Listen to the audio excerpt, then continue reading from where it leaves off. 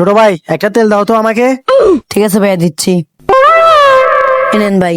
আচ্ছা ছোট ভাই এটার দাম কত? ভাইয়া এটা 250 টাকা। ঠিক আছে দাও, প্যাকেট করে দাও। रोम रोम भाइयों। এই নাও। এই লোকটার কথা দেখছি লাগতেছে। আসেন সিলিন্ডার আসেন, সিলিন্ডার দাম কমে গেছে, আসেন।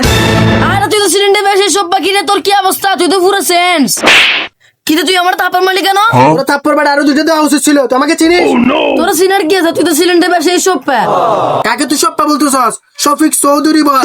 5টা ফ্ল্যাট কিনছি, 3টা গাড়ি কিনছি, শুধু এই সিলিন্ডার ব্যবসা করে। স্যার বলবি স্যার, সবসময় স্যার ডাকবে আমাকে। দে কথা বলতে বলতে একটা জিনিস কথা মনে পড়ে এলো। দে বসের একটা বডি স্প্রে দে। ঠিক আছে যা দিচ্ছি।